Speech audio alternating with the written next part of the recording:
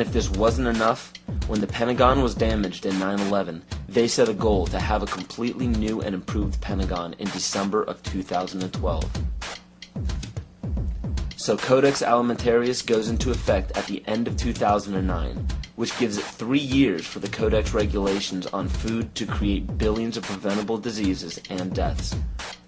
When citizens of every nation are dying of starvation and diseases and fear for their lives because of global warming and major catastrophes, they will do what the public has been proven to do in times of great peril. They will beg for their government to step in and do something. How are they going to get you to join the new economy? They're going to say, we have a solution. You see, one of the tricks of the Illuminati is they create a problem and then they provide the solution when you beg them to. And pray tell, what will the United Nations suggest when there's a global problem? They will demand a global government, a new world order, exactly as the Maya, Hopi, Kali Yuga, and many other pagan civilizations prophesized. By 2012, the Kyoto Treaty, Agenda 21, Codex Alimentarius, and the new Pentagon will be fully operational to enforce a new world order. And the new world religion is obvious. We will all worship the earth, Gaia, the mother goddess we saved from extinction from global warming. We will be told that to keep from repeating the mistakes that we made in the past, we must hold the earth in higher regard than humans, just as pagan traditions require. This is too obvious to ignore. It is right in front of our faces, and yet we still refuse to see it. I guarantee you that by 2012 there will be a World War III, but it will not be between nations. It will be us and them. They know this. Why do you think the UN is consistently trying to disarm the public and the nations? They don't want us to be capable of fighting back. The proof of this is in the film released by the UN called Armed to the Teeth, where it demonizes gun ownership. It is also shown in the freedom from war policy put in place by JFK in 1961.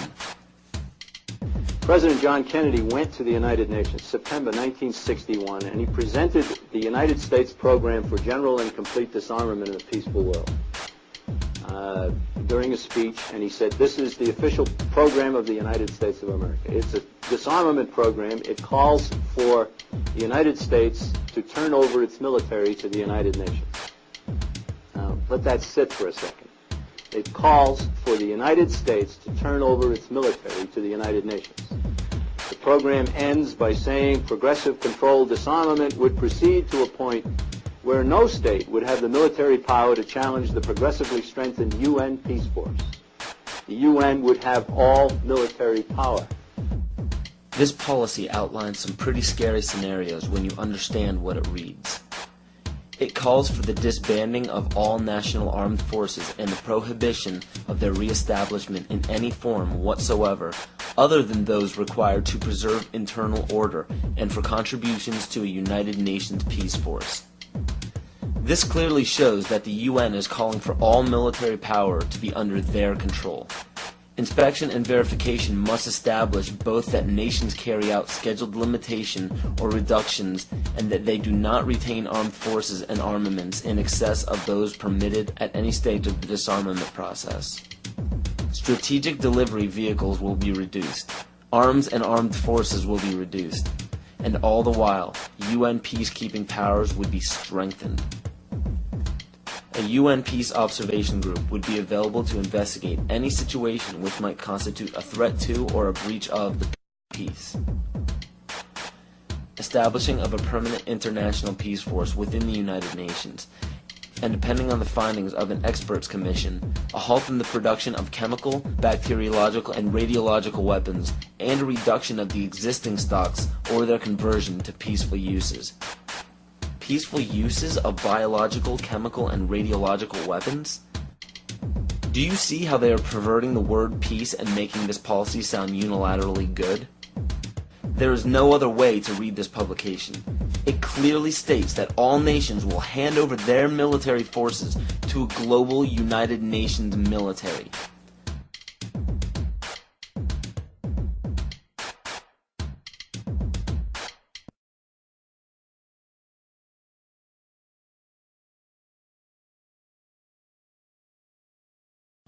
The U.S. population is currently around 300 million. The national debt is currently around 10 trillion. So the current debt, when divvied among the American people, comes out to approximately $33,000 and has been growing at a national rate of $1.46 billion a day since 2006. Now with electronic banking, wire transfers, and credit cards, people have less physical custody of their money. As of right now, the amount of money in circulation is not able to cover the national debt. This was carefully planned since the inception of the Federal Reserve Bank. And the next planned step by the elite is already in play. George Bush signed a bill implementing the North American Union. President Bush signed a formal agreement that will end the United States as we know it. And he took the step without approval from either the U.S. Congress or the people of the United States. I think one thing people who are dollar-based need to focus on is the Amero. That's the one thing that nobody's talking about that I think is going to have a big impact on everybody's life in Canada, the U.S., and Mexico. The Amero is the proposed new currency for the North American community, which is being developed right now between Canada, the U.S., and Mexico to make a borderless community much like the EU, and the dollar, Canadian dollar, U.S. dollar, and the Mexican peso replaced by the Amero. You see, the domination of government by business is called fascism.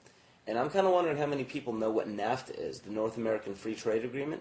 Because under Chapter 11 of the NAFTA agreement, NAFTA tribunals trump all U.S. law if it conflicts with either A, World Bank's International Center for the Settlement of Investment Disputes, or B, UN Commission for International Trade Law.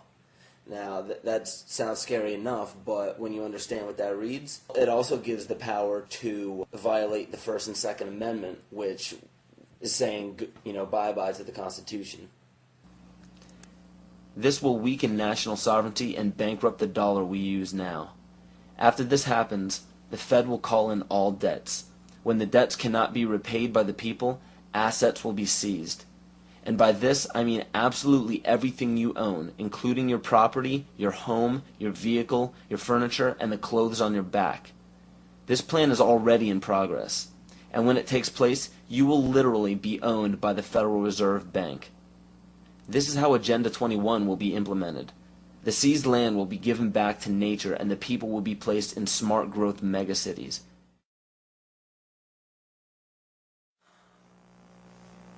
So what are we to do?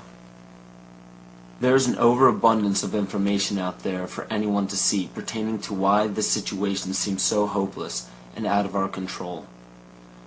But in all honesty, there is even more information out there about how to protect ourselves. The only problem we face is that most people don't know how to apply this information to their own lives, and rarely anybody takes the time to spell it out for us. There are many great teachers out there. Teachers who have dedicated their lives to protecting the people who need protecting the most. The teacher has the most difficult role in our society because nobody likes attaining true knowledge. True knowledge encompasses all aspects of existence, good and bad. Most others do not. Hearing true knowledge upsets people because it implies that we were wrong at one point in our lives. And another character flaw is our desire to apply absolute truths to unstable foundations in our life. When we do so, we build a structure that we hope will define us best when we're reaching the end of our life on earth. So everything we think we are, everything we tell others we are, everything we base our life-changing decisions off of, is all depending on a foundation that could crumble at any moment. And because we've been told our entire lives that there are certain guidelines and mores we must follow to be a decent human being, we deny everything that may pose a threat to our unstable foundation. This is why we despise true teachers. We lump these teachers into the same category as terrorists, and the method for spotting these teachers and terrorists are just as flimsy and ridiculous as the methods used to spot witches.